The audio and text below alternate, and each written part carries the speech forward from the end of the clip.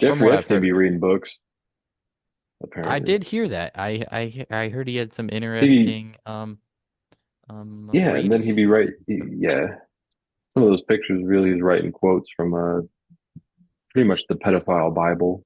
It's like the pedophile elegy, just What's writing that? quotes on underage women. That Lolita book.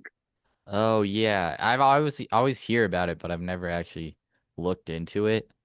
Um, yeah. The perspective comes from a guy who's like he's writing the book as like a diary, but it's also a like the jury's gonna read it when he gets caught, and it's all to make the jury feel like sympathetic for him. But Huh. like these people are so fucking stupid and disgusting that they're like, oh, this is me. People should feel bad about me for, abducting young girls and taking them to the island. Is it a real story? No, it's a fiction Fictional? book. Yeah. This guy, he's really into young girls, whatever. Then he starts living with this old lady with like a 12-year-old daughter. She dies and he kidnaps her daughter, pays her to have sex with him all the time. She gets abducted by another fucking creep. But yeah, that's my synopsis of the book. But it makes these motherfuckers think like they're victims or something, or that they're like entitled to be sick pieces of shit. And Yeah. it's like it's not only just about Jeffrey Epstein, but these motherfuckers who are like they hop on Roblox, giving little kids Roblox so that they could do sexual favors to them Yeah. over online. Like they have these apps where it's like you randomly get matched up with a motherfucker, you randomly chat. Like it's like Tinder for kids, but it's a bunch of fucking pedophiles on that shit. Like we might as well just nuke the whole society when you start thinking about the amount of children that are like victimized, and Yeah. how the people victimizing children see themselves as like, I don't know, as they're the victim or something like that. Like it's just crazy shit. It's nonsense shit. And I then mean, and and when that's you informed pessimism right there. That's informed pessimism. yeah. Like the Um glass is really half empty when you start thinking about, and not only just the rich elite, but literally everywhere nasty ass war crimes and shit are being committed against people, and all throughout time. yeah. I don't know. Um I don't know why I decided to start breaking into like that shit. I'm not gonna do anything crazy anymore. I'm, gonna think long term patiently and focus on my priorities. But I I don't think it's crazy to say is is the I feel like the guillotine's pretty respectful. Um, It would. you're not lowering yourself to their level, but can we could everybody agree on that? Like if you torture kids, we chop off your head. How It's a about, little bit. It's a little bit too much attention because back in the day they used to get a speech, they'd get a meal, dressed up or whatever. What if we just like shot them out of a cannon into a wall? I mean that's another Because they're possibility. isolated in the cannon. In the cannon, they're isolated. They can't even hear anything. It's pitch black in there, and then they just their final moment is getting shot at 150 miles into a wall. That's Huh. I like that a little. I think that's a little bit better because the guillotine, you get to see them. They put their head down. They get to look into the audience. They're gonna make faces. They're gonna say some stupid shit. But you just put them in a cannon. The amount of fear that strikes into their heart. They don't get to see Right. anybody. They don't get to make any faces. They don't get any fucking pride. I think we should, and everyone wants to go too far. They're like, we should lay them in the street or like do public beheadings and stuff like that, like Right. with a I mean, we sword, don't like need how they to do I in guess Iran, we don't need to do it publicly. We just need to do it effectively. respectfully and quickly and effectively. And well, I mean, we could probably And use AI also, for good. We could probably have like an AI guillotine. also And this we the could figure out a good, The economic splatter model. is a great This deterrent. is a hypothetical. Like after you That's see a a good motherfucker point. get head That's a first good shot into point. a wall at point blank from a cannon, that's a good Yeah. deterrent to maybe never feed into those desires. Maybe go get some help. Yeah. If you're a sick, sadistic fuck, maybe go get some electroshock therapy or something. We'll get you off the street. If it's proven, if you have a fair trial, and if there's clear evidence, that We'll say you shoot were you out of a cannon. say you were chilling with John of God, we shoot you out of a cannon. Yeah. Yeah, caught by Chris Hansen in the new reboot of To Catch a Predator. Dude, imagine getting caught by Chris Hansen. Imagine you're some 40-year-old dude. You're like, oh shit, finally, one of these 12-year-olds wants to have sex with me. And you pull up and it's like a camera crew. Chris Hansen's like, take a seat. You really thought That this 12-year-old was going to have sex with you? that's it. No wonder those It's guys commit it's suicide. it's sad, but it's like where do you you feel a little bit bad for those people, but maybe I that's the don't feel most bad for him, respectful but thing to do is out the cannon. oh yeah, I don't feel bad for him. I was like, I can get like, man, dude, you probably feel so low right now. It's like, finally, a 12-year-old that will have sex with me. Nope. And you're going to jail. And we're going to shoot you out of a cannon. Yeah. Imagine being the first guy that they're like, well, now we're going to shoot you out of the cannon. And then like every pedophile who's watching the news and sees the splatter on the wall is like, oh shit, might as well not do that. It's a good deterrent. I don't think we should get too graphic, too gory. It's the perfect amount of the prisoners isolated.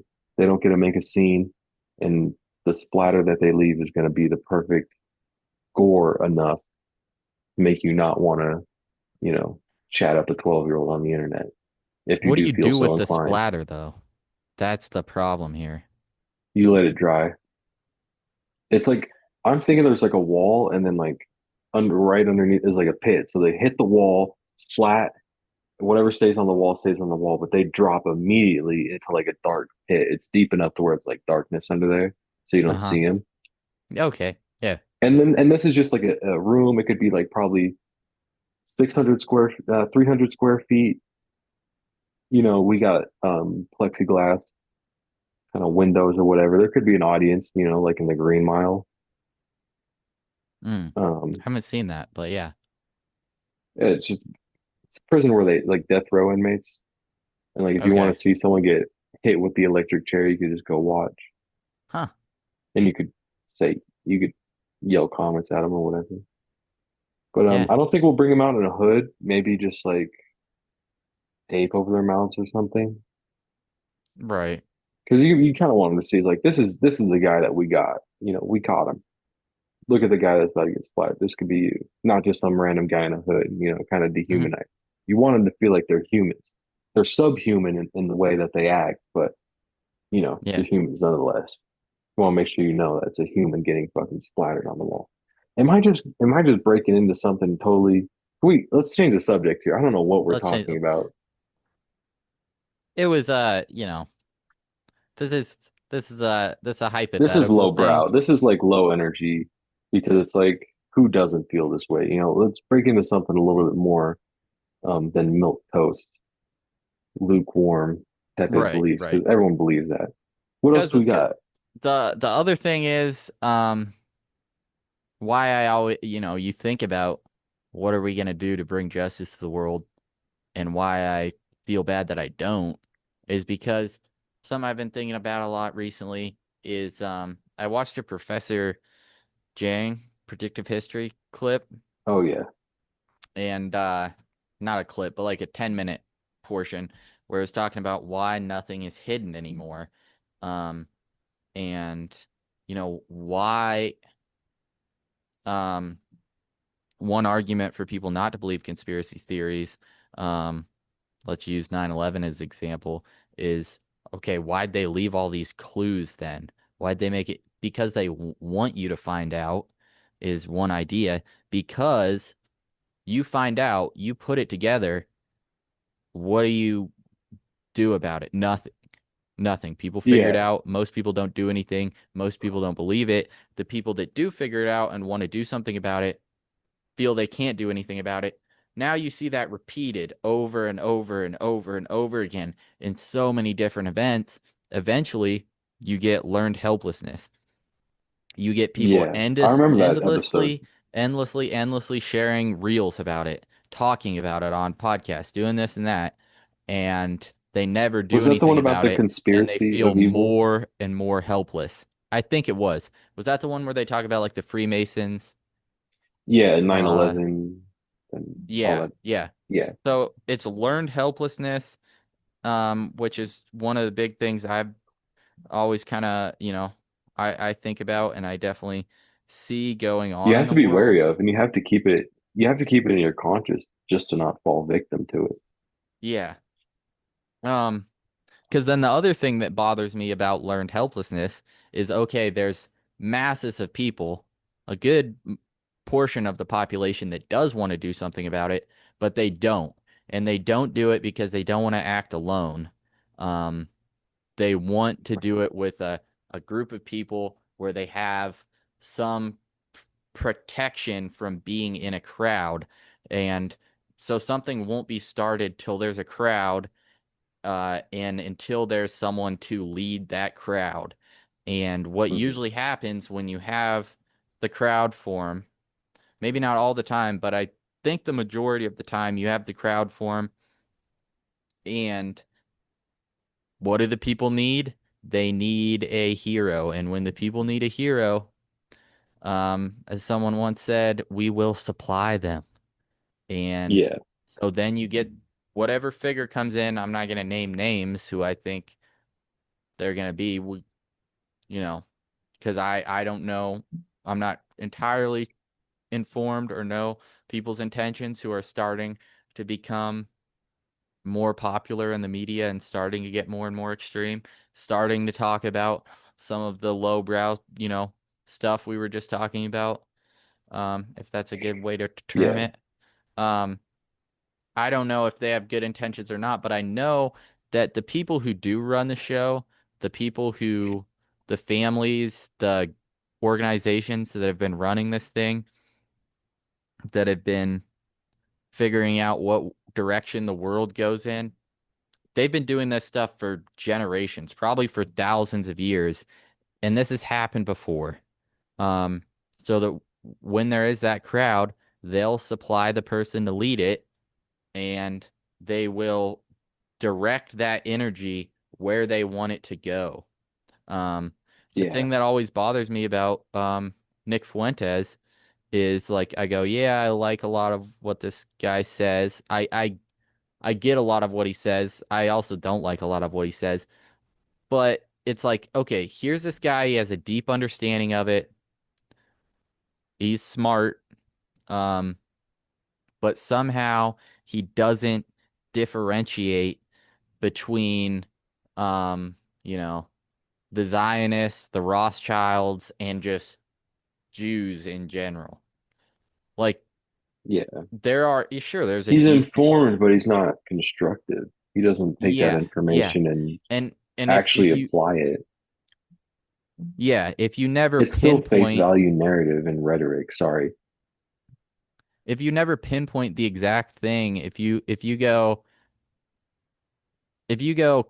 you go like Christians molest kids instead of being like no, the Vatican is a pillar of evil, maybe, Yeah. certain hierarchies and structures of priests. If you don't pinpoint that and you just have a mass of people going after like Christians, A that's not gonna generalization. that's not going to get anywhere. That's not going to get to the root of the problem. That's not going to get to the real power.